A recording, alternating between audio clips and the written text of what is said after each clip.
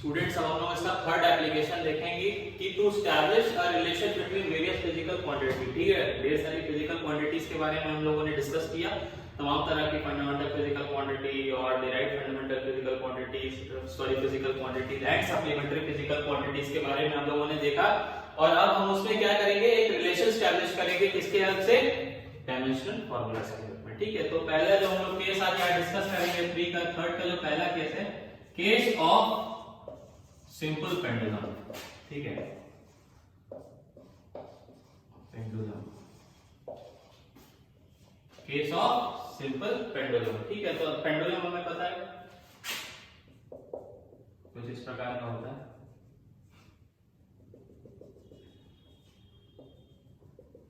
ये ऑसिलेट करता है। ठीक है, किसी एक मीन पोजीशन के अबाउट ये क्या कर रहा है, ऑसिलेट कर रहा है। ठीक है, this is the mean position of the pendulum. ठीक है, तो ये एक स्ट्रिंग से अटैच रहता है। यहाँ पे क्या रहता है, एक स्ट्रिंग रहता है जिससे ये अटैच रहता है। ये इसका मास रहता है। ठीक है, ये बॉब है, ये बॉब है, किसी पेंडुलम का बॉब है। किसी क्षण यहाँ रहेगा, किसी क्षण यहाँ रहेगा, कोई कभी यहाँ पे। ये एक एक्सट्रीम पोजीशन को हमने दिखाया है। ठीक है, तो एक इसका एक टाइम पीरियड होगा, इसके ऑसिलेशन का क्या होगा, एक टाइम पीरियड होगा जिसको हम कैपिटल टी से डिनोट करते हैं। ठीक है, इसके टाइम पीरियड का नोटेशन क्या होता है, कैपिटल टी से होता है। और ये जो टी होता है, ये डायरेक्टली प्रोपोर्शनल किसके होता है, ये डायरेक्टली प्रोपोर्शनल मास के होता है, यानी कि मास और बॉब के होता है। साथ ही साथ ये डायरेक्टली प्रोपोर्शनल किसके होता है, लेंथ के होता है। और साथ ही साथ ये डायरेक्टली प्रोपोर्शनल होता है, यानी कि mass to the power something और लेंथ टू द पावर क्या होगा, length to the power something होगा, small L to the power something होगा बी, और इसी प्रकार से acceleration due to gravity to the power something होगा। ठीक है, ये एक प्रोपोर्शनल का साइन है, यानी कि टाइम पीरियड जो होगा किस पे डिपेंड करेगा, किसी मास के पावर पे डिपेंड करेगा। ये क्या है, एल है, ये लेंथ है, क्या स्ट्रिंग की जो लेंथ है। ये बॉब है जिसका मास क्या है, एम है। ठीक है, ये बॉब है जिसका मास क्या है, एम है। और ये क्या होगा, एक्सेलरेशन ड्यू टू ग्रेविटी है, यानी कि उस एक्सेलरेशन से ये जो मास होगा क्या हो रहा होगा, अट्रैक्ट हो रहा होगा अर्थ की तरफ। ठीक है, तो ये हुआ।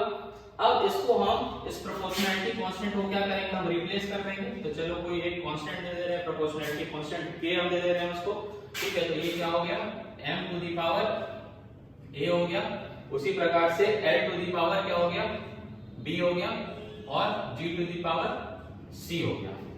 m क्या है, मास है, इसको हम किससे दिखाते हैं, इसको हम किससे दिखाते हैं स्टूडेंट्स, कैपिटल M से दिखाते हैं, ब्रैकेट M से डिनोट करते हैं। उसी प्रकार से ये लेंथ है, इसको हम किससे डिनोट करते हैं, ब्रैकेट L से डिनोट करते हैं। और ये क्या है, एक्सेलरेशन ड्यू टू ग्रेविटी, यानी कि एक्सेलरेशन, यानी कि मीटर पर सेकंड स्क्वायर, यानी कि L t to the power -2 से रिप्रेजेंट करते हैं। ठीक है, तो इसमें क्या करना है हमें, सबसे पहली चीज क्या होनी चाहिए, प्रिंसिपल ऑफ होमोजेनिटी हमें पता होनी चाहिए कि प्रिंसिपल ऑफ होमोजेनिटी क्या है। और वो जब सेटिस्फाई करेगा तभी क्या होगा, ये इक्वेशन जो है, ये इक्वेशन जो है ये क्या होगा, वैलिड होगा। ठीक है, तो इसके वैलिडिटी के लिए क्या हमें पता करना होगा कि प्रिंसिपल ऑफ होमोजेनिटी क्या होना चाहिए, सेटिस्फाई होना चाहिए। तो लेट्स सॉल्व। ठीक है, तो पहले हम प्रिंसिपल ऑफ होमोजेनिटी का हम लोग एग्जांपल देखें। तो उसमें हम क्या करते हैं कि पहले लेफ्ट हैंड साइड को सॉल्व करते हैं, फिर राइट हैंड साइड को सॉल्व करते हैं, उसके बाद हम किसी इक्वेशन को रेक्टिफाई करते हैं।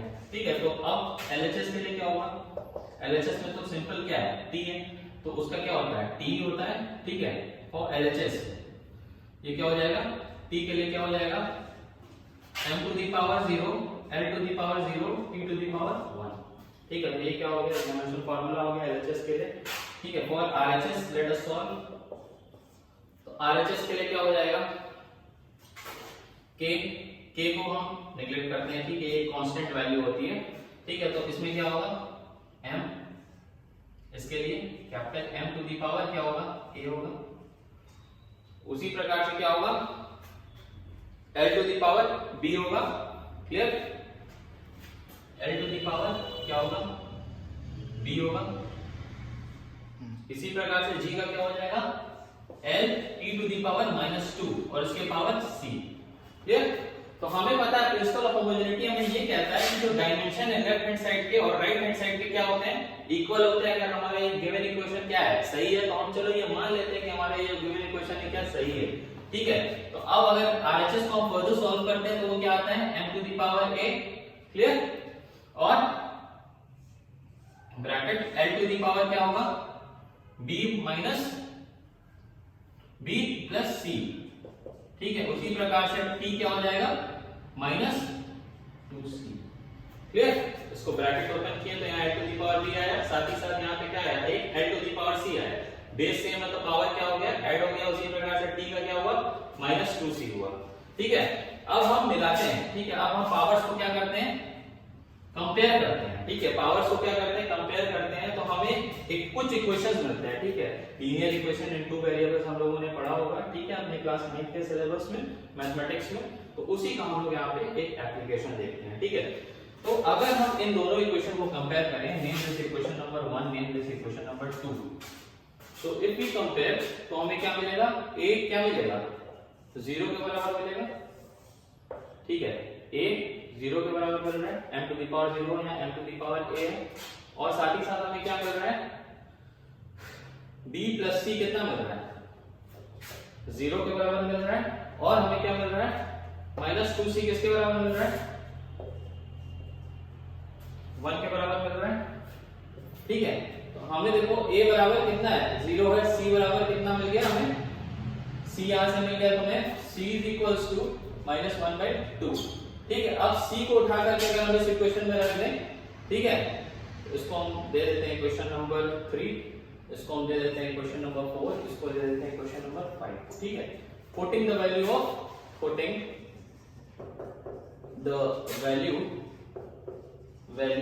Of c in equation 4। ठीक है, तो यहाँ पे हमने इक्वेशन रखा तो b हमें क्या मिल गया, b plus c equal to 0 है, b हमें मिल गया प्लस 1/2 या केवल 1/2 अगर हम उसे लिख लें। ठीक है, तो c मिल गया, b मिल गया, a मिल गया। तो अब हमें क्या पता चल गया,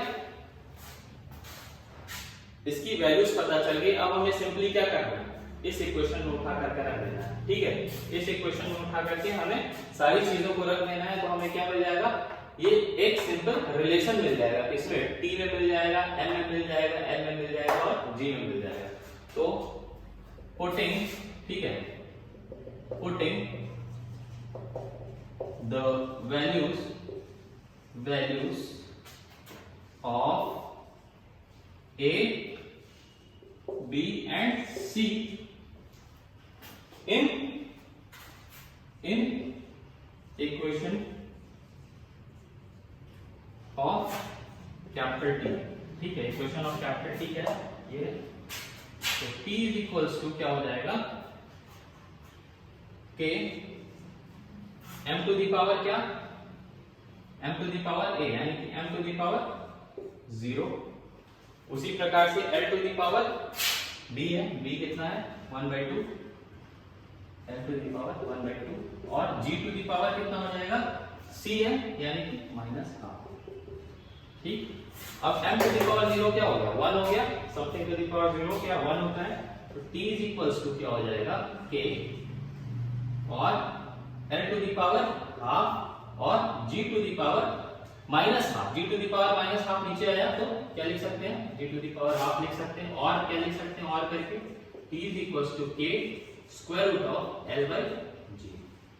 ठीक है, तो ये क्या हुआ, एक टाइम पीरियड का क्या आ गया, एक एक्सप्रेशन आ गया आपके पास, किसका, सिंपल पेंडुलम का। Clear? So now students we talk about our second example, that is frequency of stress string. ठीक है, तो डायमेंशन फार्मूला का हम कुछ एप्लीकेशन इसमें भी देखेंगे कि जो फ्रीक्वेंसी होती है जिसको हम स्मॉल n से डिनोट करते हैं। ठीक है, तो frequency of stress string, stress string depends upon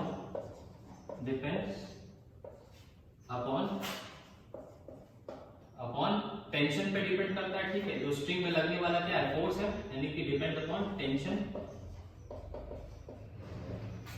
depend upon length, mass per unit length. ठीक है, depend upon mass per unit length,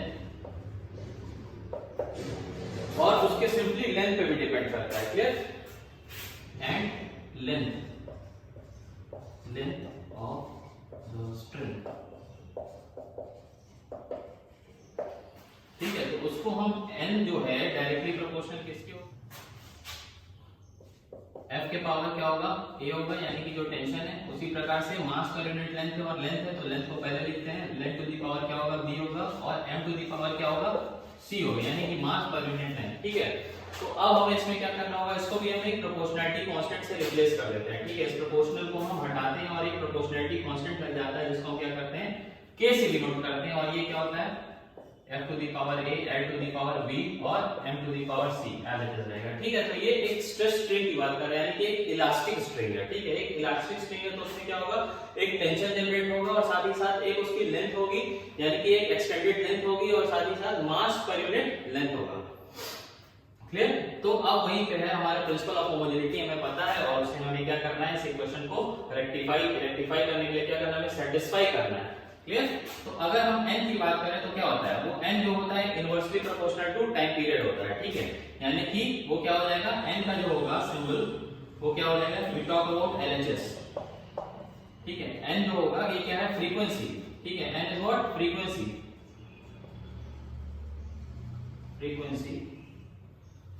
तो ये क्या हो जाएगा, t टू द पावर -1।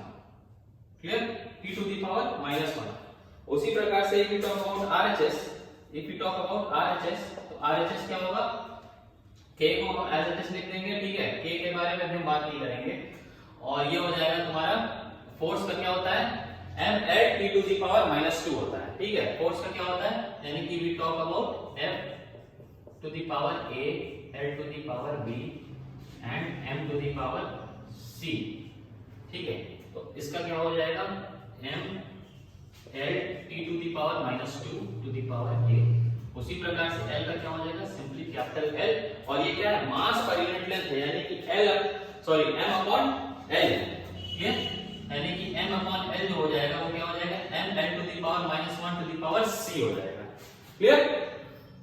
तो अब ब्रैकेट ओपन कर देते हैं, ब्रैकेट ओपन करेंगे तो हमें क्या मिलेगा, m to the power A इधर मिलेगा और यहाँ पे m to the power C मिलेगा, यानी कि m टू दी पावर हम क्या लिख सकते हैं, a प्लस c लिख सकते हैं, m to the power a plus c लिख सकते हैं। उसी प्रकार से l के बारे में अगर देखें तो इधर l के पावर a है, इधर क्या है l के पावर 1 है और इधर क्या है l के पावर -c है, यानी कि ये तो क्या हो गया, a प्लस 1 हो गया, l के पावर ये b है, सॉरी। ठीक है, तो ये क्या हो गया, l के पावर a प्लस b माइनस c। उसी प्रकार से अगर इसके बारे में हम देखें तो अब हमारा टाइम क्या बचा, t के पावर क्या हो जाएगा, -2 इधर से और इधर से क्या हो गया, कुछ नहीं है। ठीक है, टाइम का कोई सिग्निफिकेंट नहीं है यहाँ पे, तो ये -2a हो गया। क्लियर? अब हमारा क्या काम है कि प्रिंसिपल ऑफ होमोजेनिटी को हमें क्या करना है, सेटिस्फाई करना है। यहाँ पे t टू दी पावर क्या है, -1 है। लेफ्ट हैंड साइड में फ्रीक्वेंसी की अगर हम बात करते हैं तो क्या है, t टू दी पावर -1 है, पर यहाँ पे देखो m का भी टर्म है, l का भी टर्म है और t का तो टर्म है ही। ठीक है, t का तो टर्म है ही। तो नाउ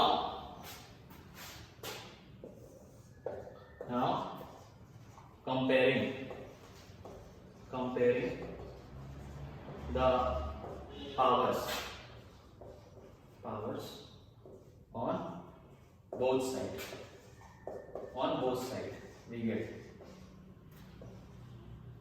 ये लिख लेते हैं। ठीक है, क्या मिला हमें, a plus c is equal to 0 मिला, क्योंकि m का कोई इधर पावर है ही नहीं, यानी कि m टू दी पावर 0 है, इसको यहाँ लिख दो, क्लियर रहेगा। m to the power 0, l to the power 0 और t टू दी पावर क्या है, -1।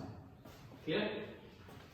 तो यहाँ पे क्या होगा, इन दोनों इक्वेशन को हमने कंपेयर किया, इसको इक्वेशन नंबर 1 दे दो, इसको इक्वेशन नंबर 2 दे दो। ठीक है, इन दोनों को कंपेयर किया तो हमें क्या मिला, a plus c is equal to 0 और दूसरा क्या मिला, a प्लस b minus c is equal to 0। उसी प्रकार से -2 इज इक्वल टू -1, -2a -1। फिर तो यहाँ पे देखो माइनस से माइनस कैंसिल हुआ, a इज इक्वल टू 1/2 आ गया। अब इसी a को उठा करके हम किसमें रख दें, ठीक है, putting the value of a is equals to 1/2 in a plus c is equal to 0। ठीक है, अब a plus c is equal to 0 में हमने रखा तो क्या मिल गया हमें, यहाँ से c मिल गया। ठीक है, c कितना मिला, -1/2 मिल गया। क्लियर? अब देखो हमें C मिल गया, हमें A मिल गया, तो अब हम क्या इसको नहीं पता कर सकते हैं, B को नहीं पता कर सकते हैं, तो ठीक है, putting again putting the value of A and C in A plus B minus C is equal to 0, ठीक है? इसमें हम क्या कर रहे हैं, वैल्यूज को रख दे रहे हैं, तो हमें क्या मिल जाएगा, B मिल जाएगा, therefore A plus B minus C is equal to 0 की जगह रखोगे तो 1/2 plus B minus of -1/2 यानी कि +1/2 is equal to 0, clear? B is equal to क्या आ जाएगा, -1, तो यहाँ पे B का भी हमें क्या मिल गया, पावर मिल गया। अब हमें क्या सिंपली रखना है, इन सारे A, B और C को हमें किसमें रख देना है, इस इक्वेशन में रख देना है, यानी कि फ्रीक्वेंसी के इक्वेशन में रख देना है, तो हमें क्या मिल जाएगा, हमारा फ्रीक्वेंसी मिल जाएगा कि किस फ्रीक्वेंसी से हमारा जो स्ट्रिंग है उसमें क्या कर रहा है, एक ऑसिलेशन हमें देख रहा है, ठीक है? तो पुटिंग लिख देंगे, putting the values of A, B and C, ठीक है, A, B and C in n, ठीक है, in n, तो यहाँ पे n में अगर हम रखते हैं तो क्या मिलता है, n is equals to k f to the power A कितना है, 1/2, L कितना है, B कितना है, -1, उसी प्रकार से ये कितना है, M कितना है, C कितना है, -1/2, क्लियर? तो हमें ये एक्सप्रेशन मिलेगा यहाँ पे, उसको हम रख सकते हैं, इसको और हम फर्दर सिंपलीफाई कर सकते हैं, n क्या हो जाएगा, k अपॉन l हो जाएगा, और स्क्वायर रूट ऑफ क्या लिख सकते हैं, l/m लिख सकते हैं, ठीक है? ये क्या हुआ, एक एक्सप्रेशन मिल गया, किसका, फ्रीक्वेंसी का हमें एक्सप्रेशन मिल गया, और जहां पे हम k को एक सिंपल एक न्यूमेरिकल वैल्यू दे करके भी हम उसको रिप्लेस कर सकते हैं, एक एक्सपेरिमेंटल वैल्यू आप लोग मान सकते हैं, where k is equals to अगर 1/2 अगर हम रख दे रहे हैं, तो ये हमारा इक्वेशन किसमें हो गया, n इज इक्वल्स टू आ गया 1/2l square root of f upon m, तो ये हमारा क्या हो गया, रिक्वायर्ड फ्रीक्वेंसी का एक्सप्रेशन हो गया, किसके लिए, स्ट्रेस स्ट्रिंग के लिए। सो स्टूडेंट्स, इसके बाद का जो टॉपिक है वो एरर्स होगा, और इसको हम लोग अपने नेक्स्ट वीडियो में देखेंगे। Thank you.